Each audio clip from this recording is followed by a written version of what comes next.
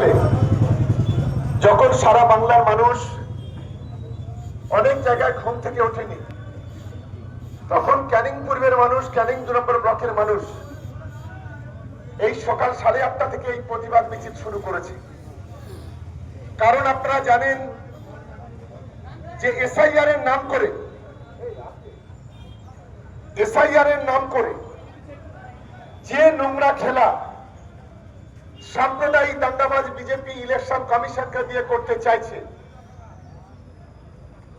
এবং যেভাবে গোটা বাংলা জুড়ে কোটি কোটি মানুষকে যেভাবে হয়রানি করছে, স্বাধীন ভারতবর্ষে এই ধরনের হিটলারি মনোভাব ভারতবর্ষের কোন ইলেকশন কমিশন, ভারতবর্ষের কোন সরকার এই ধরনের হিটলারি মনোভাব কখনো দেখায়নি। কারণ আপনারা জানেন সারা বাংলায় যে সমস্ত সংখ্যালঘু অধ্যুষিত বিধানসভা আছে, বিশেষ করে মুসলিম সংখ্যালঘুরা যেখানে বসবাস করে, সেই সমস্ত সংখ্যালঘু বিধানসভাগুলো বেছে নিয়েছে এই হিটলার ইলেকশন কমিশন, এবং প্রতিদিন একটার পর একটা লিস্ট পাঠাচ্ছে। কোন গভর্নমেন্ট অর্ডার নেই, কোন জিও নেই, হোয়াটসঅ্যাপের ইলেকশন কমিশন হোয়াটসঅ্যাপে নাম পাঠিয়ে দিচ্ছে, হোয়াটসঅ্যাপে অর্ডার পাঠিয়ে দিচ্ছে, যা ভারতবর্ষের গণতন্ত্র, ভারতবর্ষের সংবিধান বিরোধী। আমরা যারা ক্যানিং পূর্বের মানুষ, আমরা গতকাল আমি এআরও সাহেবকে জিজ্ঞাসা করলাম কত নাম ফিরে এসছে। তিনি গতকাল বললেন প্রায় 83,000-এরও বেশি নাম ফেরত এসছে। আমাদের পাশে ভাঙড় বিধানসভাতে প্রায় 82,300 মতো নাম ফেরত এসছে। সকালে কত হয়েছে জানি না। আমাদের দক্ষিণ 24 পরগনা জেলার মেটিয়াবুরুজ, সেখানে প্রায় 95,000 নাম ফিরে এসছে। দক্ষিণ 24 পরগনা আরেকটা সংখ্যালঘু বিধানসভা মগরাহাট পশ্চিম, সেখানে প্রায় 80,000-এর কাছাকাছি নাম ফিরে এসছে। আমাদের পাশে ক্যানিং পশ্চিম বিধানসভা, গতকাল শুনছিলাম প্রায় 80,000-এর কাছাকাছি। ইলেকশন কমিশন পরিকল্পিতভাবে এই নোংরা খেলা খেলছে বিজেপির দালালি করে। তাই আজকে আমরা ক্যানিং পূর্ব বিধানসভায় আজ মানুষ প্রতিবাদে রাস্তায় নেমেছে। আমাদের একটাই দাবি, যারা 2024 সালে ভোটাধিকার প্রয়োগ করেছে, তাদের নিঃশর্তে তাদের ভোটাধিকার প্রয়োগ করার অধিকার তাদেরকে দিতে হবে। আপনারা শুনলে অবাক হবেন, একটা বাপের যদি 6টা 7টা 8টা 10টা ছেলে মেয়ে থাকে, বলছে বাবার সঙ্গে ছেলের বয়সের তফাৎ। আমাদের যারা পূর্বপুরুষরা ছিল, বর্তমান সময় নয়, আমাদের একটু আগে যদি দেখি, প্রত্যেকটা পরিবারের 6টা 8টা 10টা 12টা ছেলে মেয়ে। আমরা অবাক হয়ে যাচ্ছি, তাদের প্রত্যেকের নামে নোটিশ এসেছে, একজনও বাদ নেই। শওকত আলী মোল্লা বলল, আলী কোথা থেকে এলো? এই আলীটা তোমার বাপ রেখেছিল, তোমার বাপ। ইলেকশন কমিশন তোমার মনে রাখা উচিত। আমরা ভাবতেই পারছি না যে কারোর নামের আগে 2002 সালে ক্যাপিটাল লেটার লিখেছিল, হয়তো 2024-এ গিয়ে সেটা স্মল লেটার লিখেছে, তার নামটাও ফেরত এসছে। কোথাও একটা অক্ষর ভুল আছে, নিজেরা এন্ট্রি করতে গিয়ে সেই এন্ট্রি করতে পারেনি। আরে মুসলিমদের নামরা উচ্চারণই করতে পারে না, কোথাও একটু ভুল আছে, তাদের নামে নোটিশ পাঠিয়ে দিয়েছে। বাংলার কোটি কোটি মানুষ যাদের কাজ কাম ফেলে রেখে পাগলের মতো ছুটছে, 80 বছর 90 বছরের বৃদ্ধা, তাদেরকে এসআইআর এর লাইনে দাঁড়াতে হচ্ছে। 8 মাসের গর্ভবতী মা, তাকে এসআইআর এর লাইনে দাঁড়াতে হচ্ছে। পঙ্গু মানুষ চলতে পারে না, হুইল চেয়ারে করে তাদের এসআইআর লাইনে দাঁড়াতে হবে। বলছে ছবি না তুললে তুমি ভোটাধিকার পাবে না। সুপ্রিম কোর্ট বলল আধার কার্ডের বৈধতা দিতে হবে। এই গাদ্দার ইলেকশন কমিশন তারও বৈধতা দিচ্ছে না, বলছে ওটা সেকেন্ড আইডেন্টিটি, ওর কোন আইডেন্টিটি নয়। তাহলে 6,000 কোটি টাকা খরচ করে ভারতবর্ষ জুড়ে কেন আধার কার্ড তৈরি করা হয়েছিল? আসলে ঘটনাটা তা নয়। পরিকল্পনা করে বাংলার মুসলমানদের ভোট কাটো, বাংলার একটা অংশের হিন্দু ভাই বোনদের ভোট কেটে দাও, যাতে করে আগামী দিনে বাংলায় তৃণমূল কংগ্রেসকে হারিয়ে বিজেপি ক্ষমতায় আসতে পারে। সেই মানসিকতা নিয়ে আজকে ইলেকশন কমিশন বিজেপির এই চামচাগিরি করছে। আমাদের লড়াইটা সেই জায়গায়। ওরা চাইছে আমরা বিজেপির কাছে মাথা নত করি, ওরা চাইছে আমরা ইলেকশন কমিশনের কাছে মাথা নত করি। আরে অপদার্থরা, তোরা এখন বাঙালিদের চিনিস না। আমরা মাথা নত করবো, হ্যাঁ, কাদের কাছে? আমাদের গুরুজনদের কাছে, আমাদের পিতৃতুল্য মানুষের কাছে। আমরা মাথা নত করি ঈশ্বর আল্লাহ ভগবানের কাছে। আমরা মাথা নত করি বাংলার গণদেবতার কাছে, সাধারণ মানুষের কাছে, তোদের মতো কা পুরুষের কাছে। আমরা কখনো মাথা নত করি না, আর আগামী দিনে করবো না। আর এই বিজেপির ৫-৮টা গোলাম কিছু আছে, তারা একটা সময় বিজেপির হয়ে দাঁড়াদাঁড়ি করেছিল।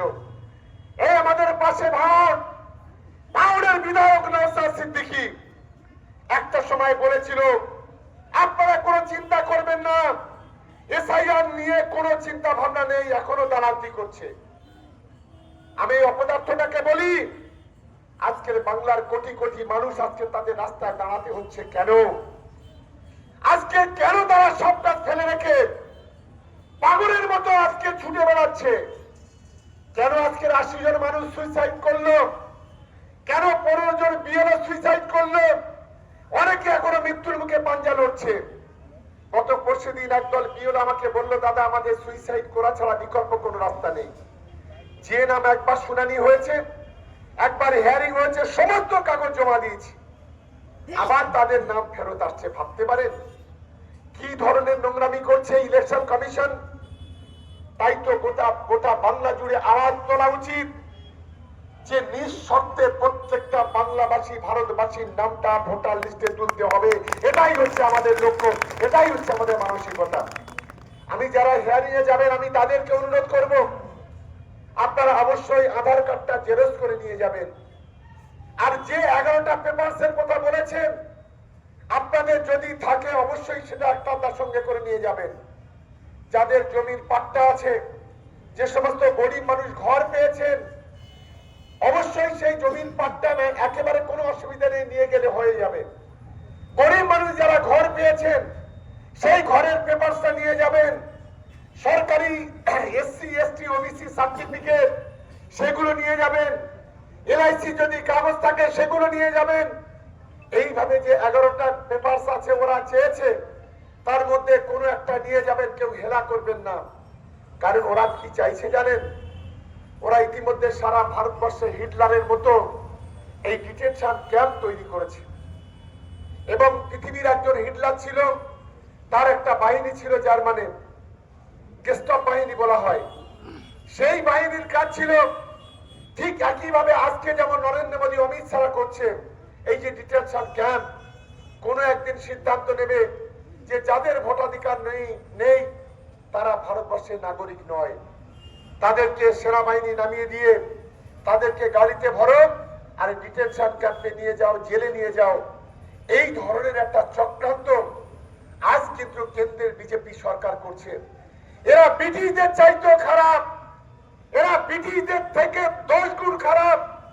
এরা একদিকে গোটা দেশ জুড়ে মা বোনদের উপর অত্যাচার করছে, আর একদিকে গোটা দেশ জুড়ে মানুষের পেটে লাথি মারছে, আর একদিকে গোটা দেশ জুড়ে সাম্প্রদায়িক দাঙ্গা করছে, হিন্দু মুসলমানকে বিভাজন করছে।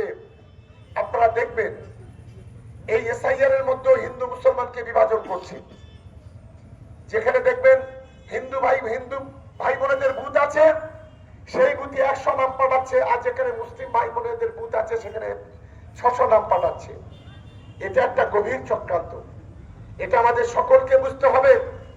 আমাদের হিন্দু মুসলমানদের ভাগ করে রাজনৈতিক ফায়দা লুটতে চাইছে এই অপদার্থ ভ্যানিশ কুমার বিজেপির দাঁড়াদাঁড়ি করছে। আমাদের লড়াইটা সেই জায়গায়। তাই তো ক্যানিং পূর্ব বিধানসভা এলাকায়, ভাঙড় বিধানসভা এলাকায় আমাদের সাধারণ মানুষ যারা আছেন, আমি তাদের কাছে অনুরোধ করব, কেউ কেউ মনে করছেন আমরা না গেলে হবে, কিন্তু না, এই ভুল করবেন না। ওরা মাল্টি অবজারভার পাঠিয়েছে, তার সঙ্গে নাকি ছবি তুলতে হবে। আমি ভাবতে পারছি না, এই মাটিতে জন্মেছি, এই মাটিতে বড় হয়েছি, এই মাটির বাতাস, এই মাটির জল, এই মাটির পানি, এই মাটির খাদ্য খেয়ে বড় হয়েছি, আমাদের ছবি তুললে হবে না। ওরা অবজারভার পাঠাবে, তার সঙ্গে নাকি ছবি তুললে তবে নাকি আমরা নাকি ভারতবর্ষের নাগরিক। ভাবতে পারছেন কি ধরনের নোংরা খেলা চলছে? তাই সকলকে অনুরোধ করব, অবশ্যই আপনারা প্রত্যেকেই যাওয়ার চেষ্টা করবেন এবং যারা বাইরে আছে তাদেরকেও ফোন করে ডেকে নিন। 2 তারিখ পর্যন্ত হিয়ারিং হবে, 14 তারিখে ফাইনাল ভোটার লিস্ট পাবলিশ হবে। 14 তারিখে ভোটার লিস্ট পাবলিশ হলে যাদের নাম বাদ যাবে চিন্তা করবেন না, আমরা হাইকোর্ট সুপ্রিম কোর্ট পর্যন্ত লড়াই করব, আমরা ছেড়ে কথা বলবো না। এটা ওদের বাপের রাজত্ব নয় যে যখন যা ইচ্ছে তাই মনে করবে। আমাদের নেতা অভিষেক বন্দ্যোপাধ্যায়, আমাদের নেত্রী মমতা বন্দ্যোপাধ্যায় ইতিমধ্যে ঘোষণা করে দিয়েছে যে যদি কোনো বৈধ ভোটারের নাম যদি বাদ দেয় দিল্লি পর্যন্ত আমরা লড়াই করব, কিন্তু কোন বৈধ ভোটারের নাম আমরা বাদ দিতে দেব না। এটাই হচ্ছে তৃণমূল কংগ্রেস। তাই ক্যানিং পূর্বের মানুষ, হিন্দু মুসলমান খ্রিস্টান আদিবাসী সম্প্রদায়ের মানুষ যারা আছেন, আমার তাদের কাছে অনুরোধ, চিন্তার কোনো কারণ নেই। ওরা কত হয়রানি করবে, ওরা কত আমাদের মৃত্যুর মুখের দিকে ঠেলে দেবে, বুক চিতিয়ে লড়াই করুন। অভিষেক বন্দ্যোপাধ্যায় আপনাদের সাথে আছে, মমতা বন্দ্যোপাধ্যায় আপনাদের সাথে আছে, তৃণমূল কংগ্রেস আপনাদের সাথে আছে। আমরা আমাদের শেষ জীবনের রক্তবিন্দু দিয়ে হলেও আমরা লড়াই করে যাব, কোন বৈধ ভোটারের নাম আমরা কাটতে দেব না। এটাই হচ্ছে আমাদের লড়াই। তাই তো আজকে এত সকালে, এরপরে আমাদের ভাঙড় 2টো ব্লকে আমাদের ডেপুটেশন আছে। আমরা সমস্ত জায়গায় সাধারণ মানুষের কাছে আমরা আমাদের দাবিটা আমরা তুলে ধরতে চাই। আমরা বিএলওদের পক্ষে, বিএলও ভাইদের যেভাবে নির্যাতন করছে এই ইলেকশন কমিশন, যেভাবে হিটলারি করছে, এই হিটলার জ্ঞানেশ কুমারের বিরুদ্ধে মূলত আমাদের লড়াই। তাই আজকে এই মিছিল এবং পথসভা এবং যেভাবে আজকের আপনারা ঐক্যবদ্ধ হয়েছেন, আমরা দলের পক্ষ থেকে আপনাদের ধন্যবাদ জানাচ্ছি। আর মাথায় রাখবেন, ওদের স্বপ্নকে আমাদের ব্যর্থ করতে হবে। আগামী 3 মাসের মধ্যে নির্বাচন, সাম্প্রদায়িক দাঙ্গাবাজ বিজেপি ধর্মের শস্যডুনি দিয়ে রক্তের হোলি খেলা করার চেষ্টা করবে। হিন্দু মুসলমান, হিন্দু আদিবাসী, মুসলিম আদিবাসীদের মধ্যে বিভাজন করার চেষ্টা করবে, দাঙ্গা লাগানোর চেষ্টা করবে, অনেক চক্রান্ত, অনেক ষড়যন্ত্র করবে। কিন্তু আমাদের মাথা ঠান্ডা রেখে কোন প্রয়োজনায় পা না দিয়ে শান্তিপূর্ণভাবে আগামী দিনে এই ক্যানিং পূর্ব বিধানসভা থেকে, গতবারে আমরা 54,700 ভোটে জিতেছিলাম, এবারে 1,54,700 ভোটে আমাদের জিততে হবে। ওদের কানে থাপ্পড় করে কষিয়ে দিতে হবে। আপনাদের আশীর্বাদ নিয়ে ভাঙড় বিধানসভাতে আমরা লড়াই করছি। গত লোকসভাতে আমরা 87,000 ভোটে বিজেপির থেকে এগিয়ে আছি, আইএসএফ এর থেকে 42,000 ভোটে এগিয়ে আছি। এবারে ভাঙড়ে আমাদের যে লড়াই, এই বিজেপির 5টা গোলাম, এই নওশাদ সিদ্দিকী একটা মিথ্যেবাদী দালাল, একটা ফেরেববাজি, একটা বেঈমান, যার কোনো ঈমান নেই, যার কোনো নীতি নেই, যার কোনো নৈতিকতা নেই, যার কোনো আদর্শ নেই, একটা বিজেপির বড় চামচা পাপোষা গোলাম। সেই গোলামকে ভাঙড়ের মাটি থেকে শেকড়টাকে উপড়ে ফেলে দেব, সেই লড়াইটা করছি। আপনাদের আশীর্বাদ, দোয়া, ভালোবাসা চাই। এইটুকু থাকলে আমরা আমাদের লক্ষ্যে আমরা এগিয়ে যেতে পারবো। তাই দলের পক্ষ থেকে আমরা অনুরোধ করব, সবাই মিলে আজ থেকে ফিরে গিয়ে একদিকে এসআইআর এর 2 তারিখ পর্যন্ত আপনারা এগোবেন। আর আরেকটা ঘোষণা করছি, আমরা একটা সমাবেশ করব বলেছিলাম 28 তারিখ। ওই যে আমাদের মাননীয় মন্ত্রীদের একটু সময়ের জন্য 31শে জানুয়ারি আমাদের এই মহিলা সমাবেশ জীবনতলা স্টেডিয়ামে হবে। 31শে জানুয়ারি আমাদের মাননীয় মন্ত্রী মানস ভুঁইয়া এবং আরো 2 জন মন্ত্রী, মহিলা মন্ত্রী, তাদের সঙ্গে কথা হচ্ছে, তারাও আসবে। সেই কারণে বিশেষ কারণবশত আমরা 28 তারিখটার জায়গায় আমরা 31শে জানুয়ারি ঠিক বিকেল 3টে আমাদের স্টেডিয়ামে এই সমাবেশ হবে। এই এসআইআর এবং সঙ্গে সঙ্গে এই